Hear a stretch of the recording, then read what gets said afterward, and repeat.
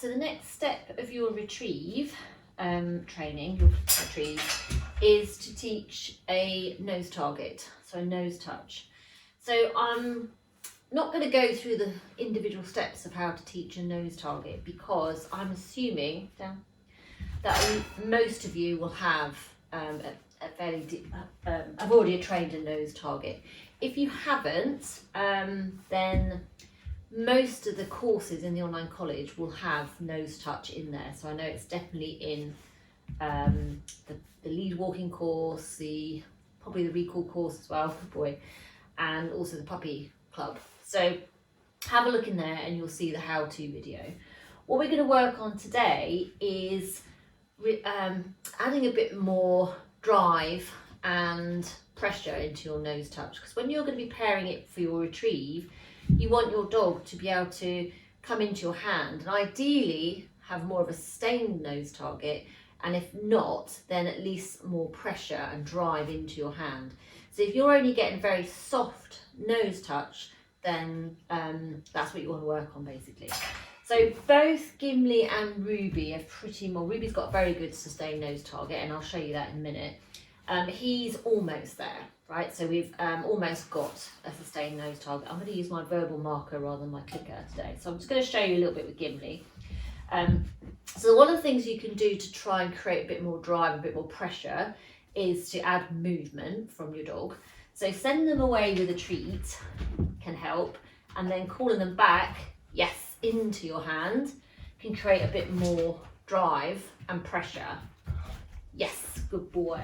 And you can see Gimli's almost now, yes, to the point where he is offering more of a sustained nose target.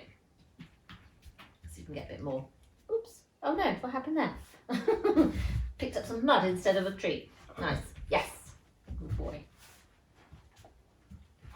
Yes, good boy. Yes, good. So what I'm going to do is alternate my hands as well a bit now as well. He likes to bite that one, don't you? Yes, good boy. Yes. Just to try and generalise it a little bit, just by swapping your hands over can be a good idea. Yes. What you can also do is add, yes, a double hand touch. So you're creating a bit more movement as well from your dog. Yes. No, well, we're vocalising, that's very funny. Ready? Yes, good boy, clever boy. Good. Down. Kim, down. Good boy. So if you, a few things you can do to try and create a bit more pressure. One is to add the movements. The other is to, if you're only getting a fairly soft nose target, is to do 4 or 5 repetitions of your normal one. And then on the 5th or 6th one, thank you, Ruby, can we sit? Yeah, FOMO. On the 5th or 6th one, you delay your marker, so you don't mark it, okay? So I'll just see if I can show you, and then what you would do is wait for the next one. So let's see if I can just get a few little ones. Yes. Yes. See, I'm getting like soft ones now. Yes. Hard one. Yes. Now I'm not gonna mark this one. Yes, good boy. Actually, it gave me quite a nice one that I didn't mark, bless him. So what you're doing each time is building up a little tiny bit of frustration from your dog, tiny little bit, so that they look to offer a bit more. So I talked yesterday about when you're shaping, your dog needs to understand that they've got to offer something more or something different. And in this case, you're looking for something more. You're looking for more pressure. Do a couple more. Yes, good boy. Yes, nice. Yes, good boy. Nice job, very clever. Good boy. Good boy. Right, I'm going to get Ruby out as well and show you Ruby. Okay, so we'll do the same thing with Ruby. Ruby has got a very good sustained nose touch, so I'll show you what that looks like. and then talk about how you can use this as well with your retrieve. Touch. Yes. It's quite nice.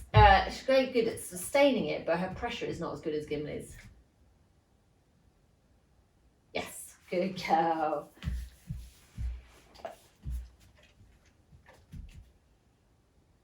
Yes, very nice. Clever.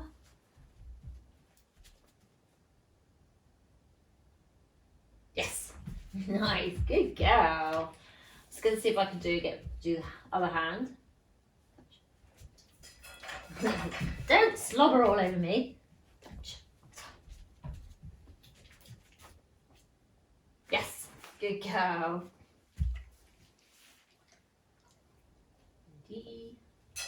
Touch.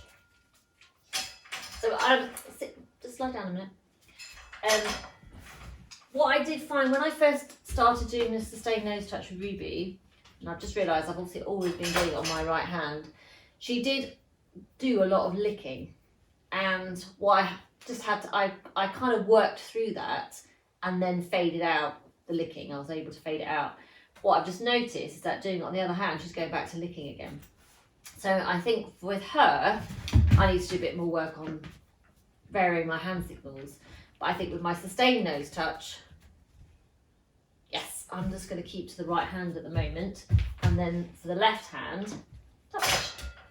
Yes, I'm just going to stick to a normal nose touch. That's just quite an interesting thing that she's just not generalised the sustained nose touch on my other hand. So that's my bad. Yes, for not training it. It should come fairly quickly, to be honest, because she's already done it on this one. FOMO dogs today. Yes. Good girl. Yes. Yeah, good girl. Right, so she's not doing the licking thing anymore. Yes. Good girl. Very nice. Let's see if I can do a double one with her. Ready? Touch. Yeah, touch. Yeah, touch. Yes. A triple one.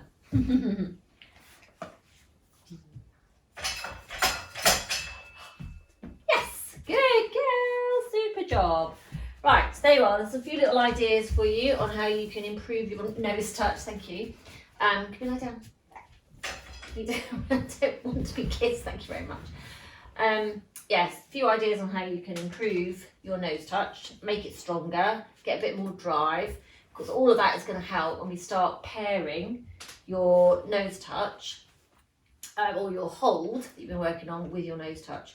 So keep working on the pickup, so picking up, because once you've got a bit more duration in the pickup, we can then start pairing it with our hand touch, and that will be our delivery to hand. Good, we'll see you next time.